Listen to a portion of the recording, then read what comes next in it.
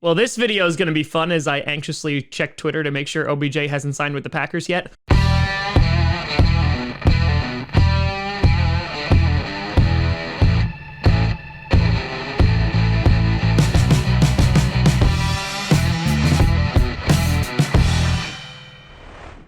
Grossi Posse Packer Nation. Welcome to an episode of Packcast, the podcast where you don't have to be a Packers fan, but it sure does help. I'm your host, Tom. Do I actually want OBJ on my team? Grossi. And today, we're going to be breaking down each game in the NFL Week 10 lineup and predicting the outcomes. Before we get to that, I want to do a big shout and thank you to some brand new patrons. First, we got Ryan, and then we have Guillermo. Stop cursing my team already. Contreras. Up in their membership. I haven't cursed the Raiders. I just wanted to be fair. That's all Brandon Perna. But a big shout out and thank you to you both. So last week, I went 7-7. I split it. Went 500. I bet on some horses I shouldn't have bet on. And there was also some upsets. On the ESPN Pick'em League, I'm 83-52, though in reality I'm 84-52 because I did pick the Packers to beat the Bengals, but it didn't register, bringing me to 1,742nd place. And there is a new number one, and by new I mean old number one, but there's only number one. Gavin holding strong at 98-38. A very impressive record, Gavin, so keep on holding on as we head into Week 10. Starting off with our first game, we got a Thursday night showdown between the Baltimore Ravens and the Miami Dolphins. Who schedules these things? The Baltimore Ravens coming off an exhilarating win in overtime against the Minnesota Vikings with 21 unanswered points. Lamar Jackson going, oh, you need me to go Super Saiyan? I got this thing. Oh, and he did. Lamar Jackson crushing it, getting over 100 rushing yards, flinging the ball through the air, had 2 interceptions, but helped with Hollywood Brown getting over 100 yards, and the Ravens were clicking in the second half of that game. Meanwhile, the Dolphins, they won a game. You did it. You beat the Texans. Though you lost to it because his finger's all messed up. And so you're having the Ravens going up against the Dolphins, who are already struggling this year.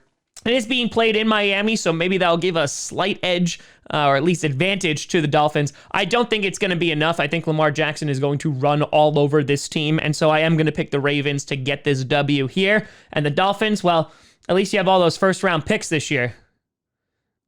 Oh, wait. Then heading into our next game, you got the Atlanta Falcons taking on the Dallas Cowboys. The Falcons, they didn't choke! They did a little bit, but they still won the game. Beating the New Orleans Saints. Everyone was like, whoa, oh, look at you. Oh, look at you. You did that thing. Meanwhile, the Cowboys. How about them Cowboys? Losing to the Denver Broncos. And not just by a little bit, by a lot of it. Dominated the entire game. The Broncos almost had 200 rushing yards on this team, and the Cowboys had no answer whatsoever. Dak didn't look good. The offense struggled, and Trayvon Diggs, the best corner in the league, didn't look like the best corner in the league.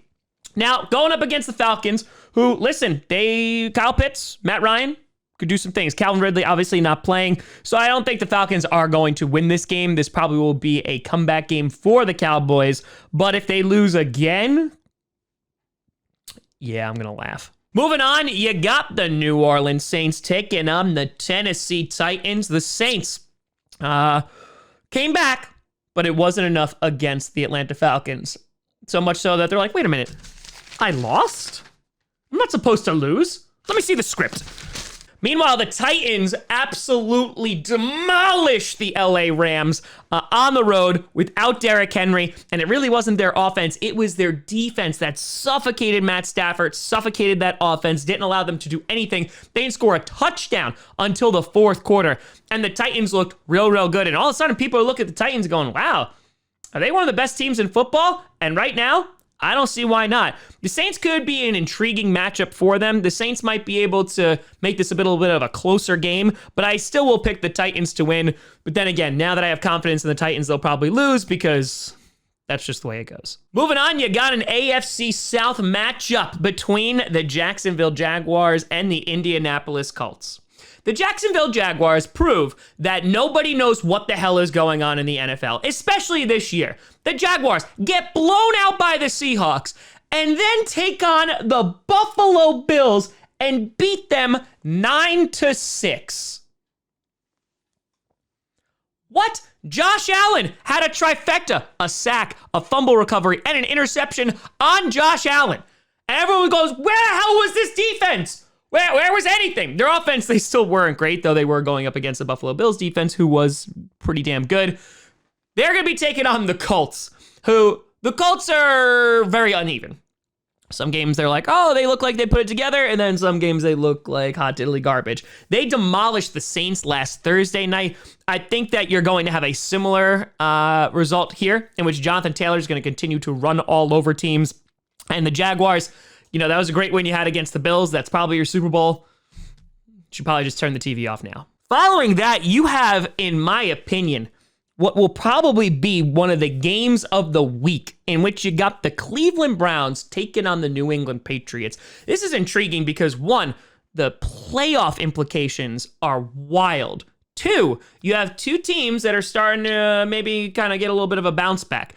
The Patriots, they've won 3 straight. Yes, the quality of those opponents haven't really been great, in which you have the Jets and the Panthers, but they beat the Chargers in there. Their defense and their strong run game is keeping them in games. On top of that, Mac Jones is being efficient with the football. He's not lighting it up by any means, but getting it done. Meanwhile, the Browns, they were struggling for a little bit.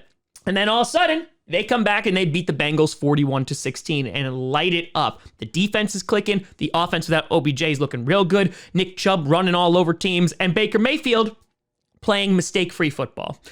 This is going to be a real close game being played in Foxborough. I'm going to give the slight edge to the Browns, but in all honesty, this could go either way. And if the Patriots want to prove that they're actually contenders and could actually play in the playoffs this year, this is the game that they need to win. Moving on, you got an AFC East matchup between the Buffalo Bills and the New Jersey Jets. The Bills, as we already talked about, suffering an embarrassing loss against the Jacksonville Jaguars, leading to many questions and almost a pattern being established of what the hell is going on with their offense. Josh Allen had no time to throw the ball. The offensive line just was rough. You have running backs going down for the Bills. And I think the Bills are still going to find their footing. It's just right now they're kind of going through an identity crisis, if you will. Their defense still very solid. The Jets, they're not a good football team. However, Mike White is supposed to play this Sunday and will get the start. And so maybe that makes that offense a little bit more intriguing, considering he threw for over 400 yards against the Bengals. Didn't really play against the Colts because he wound up getting hurt. Maybe this is a close game. Maybe if the offense struggles and you have that D-line of the Jets step up, maybe they're able to get a similar result to what happened in Jacksonville last week. But I am going to pick the Bills to have a little bit of a bounce back game here. And if they don't and you lose to the Jets, then it's seriously time to panic. Moving on, you got the Detroit Lions taking on the Pittsburgh Steelers. The Lions, man, they can't find a win. And what's so upsetting is, you had all these upsets this week, and you're like, oh, maybe the Lions. No, wait, they're not playing. Never mind. Meanwhile, you have the Steelers, who thankfully had the refs on their side, playing with them on Monday night, able to escape the Chicago Bears. Defense is still good, even if they don't have the refs on their side. Najee Harris, still really, really good, and I think will develop into a really good player if that offensive line doesn't get him killed. I'm going to pick the Steelers here because it just doesn't seem like anything is going right for the Lions. The Lions, I thought they could beat the Eagles, and then they got blown out by the Eagles. So, if there's any good news for the Lions, they're getting closer and closer to that number 1 overall pick. So, you got that going for you. Following that, you got the Tampa Bay Buccaneers coming out of their bye week to take on the Washington football team. The Buccaneers losing some people to injury, guys like Antonio Brown, Rob Gronkowski again.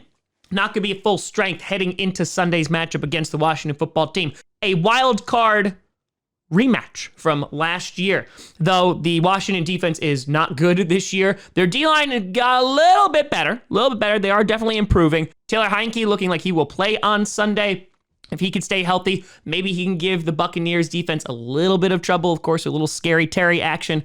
But I think the Buccaneers are going to be able to roll the Washington football team. I don't think this is going to be particularly close. The only thing I have to watch out for is how terrible that field is for the Washington football team, because that's going to injure you quicker than, any of their quarterbacks. Then you got the proverbial cat and bird game, the Panthers versus the Cardinals. The Panthers, they're bad. Sam Darnold struggling mightily. 3 interceptions against the Patriots. Got knocked out. He got a fracture. Fracture. See what I did there? The alliteration is strong. PJ Walker from the XFL is going to be starting for the Panthers this weekend, taking on the Cardinals, who walloped the 49ers with Colt McCoy and James Conner. Chase Edmonds, gone. DeAndre Hopkins, gone. Kyler Murray, gone. Doesn't matter. Still destroyed a division rival. The Cardinals right now, I think, are the best team in football, as proven that until the Packers get Aaron Rodgers back, but that's neither here nor there. And the Cardinals are going to be looking to increase that distance between them and the Rams, and this should be an easy game for them to do that. Moving on, you got the Minnesota Vikings taking on the LA Chargers. Both teams embroiled in close, tough matchups last week. The Vikings, as we talked about, had a lead, blew it. Had massive, massive plays, and then blew it. Yeah, that second half was hot diddly garbage. Offense couldn't get anything going, and the defense allowed Lamar Jackson to do Lamar Jackson things. Went into overtime, which at this point is no surprise for the Minnesota Vikings, and they lost there. Again, not really a total surprise for the Vikings. They usually are not doing too well in these close games. Meanwhile, the Chargers able to get it back a little bit. Going up against the Eagles, you saw Justin Herbert kind of break out again. 2 touchdowns through the air, 1 on the ground. Played well. Eckler did okay. The defense becoming a little bit of a problem for the Chargers. Not as good as some people anticipated, including myself. This actually could wind up being a really close game. The Vikings just seem to love that. They're playing in LA, which means nothing. There'll probably be lots of Vikings fans there. I'm going to have the Chargers win this one, but I would not be surprised whatsoever if the Vikings came out and actually were able to steal it. Moving on, you got the Philadelphia Eagles taking on the Denver Broncos. This is a tough game. The Broncos just destroyed the Cowboys, and you're like, where the hell has this team been? Meanwhile, the Eagles losing a close game to the Chargers, as we were just talking about. Jalen Hurts, the fan base is kind of like, I don't know if I like you a whole lot, but our wide receivers are pretty good. Not Jalen Reagor, we're not talking about you. But the Eagles are just an inconsistent football team, and they're really tough to try and pin down. Meanwhile, the Broncos, was it a fluke win? Are they just going to commit to running the ball all the time, which is what they should be doing? If they do that, the Broncos are going to win. However, I don't trust the Broncos enough to do that. So I'm actually going to have the Eagles go into Mile High and sneak away a win here. I think Jalen Hurts and his scrambling tendencies might be a little tough for that defense to counter. And so because of that, I'm actually going to pick the Eagles. Moving on, you got the Seattle Seahawks with the return of Russell Wilson to take on, hopefully, Aaron Rodgers and the Green Bay mother-loving Packers. The Seahawks getting Russell Wilson back, as he announced on Twitter, in the most cringy way absolute possible. And the Seahawks with Geno Smith have done just enough to kind of stay alive in games, or they just absolutely destroy the Jaguars. And they need to start winning football games, because they are second to last in their division. You have 2 teams in the Cardinals and the Rams, which are really, really high above them. And the Seahawks are going to need a boost here. Now, the Packers, it all depends on who's playing at quarterback. If it's Aaron Rodgers, I think the Packers win this game, and we all go home. Their defense was amazing against the Kansas City Chiefs. With all those injuries, they looked like a top 5 defense. And so the Packers, hopefully a little bit healthier. Dave Bakhtiari should get activated today. He should be coming back. The offensive line should be able to improve there. Elton Jenkins is able to move back to where he needs to be. And so with Aaron Rodgers back, which is what I'm anticipating, I say the Packers take this one. Russell Wilson usually struggles in Lambeau Field. And I think with this defense, he might struggle again. Then look into the Sunday night game. You got an AFC West matchup between the Chiefs and the Raiders. The Chiefs able to keep their slight win streak alive, knocking off the Aaron Rodgers-less Packers. Though they didn't really do it in impressive form, it looks like the Chiefs kept trying to give away that game. They were just like, hey, we're just going to blitz you. And it just worked. But it came down to the very end in a Patrick Mahomes miracle play for them to actually win that game 13-7. So I don't know if there's a lot of confidence there. Meanwhile, the Raiders, after going through so much adversity and coming away with wins, lost to the New Jersey Giants last week and did not look good while they did it. They just could not score in the red zone. Hats off to the Giants for that defensive performance. This is going to be a close game. Last year when these two teams met, they were classics. I'm actually going to pick the Raiders here. And I'm not entirely confident in that pick. It's just that the Chiefs haven't done enough to impress me lately. Their defense, while they looked good last week, was going up against a guy who was making his first career start. Other than that, the defense, not really so good. The offense is just struggling. They should have put up more points considering the positions that they put themselves in. And because of that, the Raiders, I know they're struggling a little bit, but I'm going to have them go for a little bit of an upset here and get the W. And finally, you got the Monday night showdown between the LA Rams and the San Francisco 49ers. The Rams, as we talked about, got embarrassed on Sunday night. Meanwhile, the 49ers, they just got embarrassed on Sunday as a whole. And probably for that entire week, it's going to continue. Colt McCoy beat you guys without DeAndre Hopkins, without Chase Edmonds. Yeah. The 49ers, they are a broken compass in the wind, and there's magnets everywhere. They're directionless. They don't look good is what I was trying to say there. Yeah, the 49ers do not look like a good football team. The Rams, they need this win. They need to continue that momentum. It's looking like maybe that division is not going to be so easy for them to obtain. Von Miller, if he plays, he could be a difference maker. Either way, I do have the Rams taking this just because I have no faith in the 49ers. I picked you to win last week, and you failed me, so you're in the doghouse now. But let me know what you think down in the comments below. How do you think this week is going to shake out? How you doing in the Pick'em League?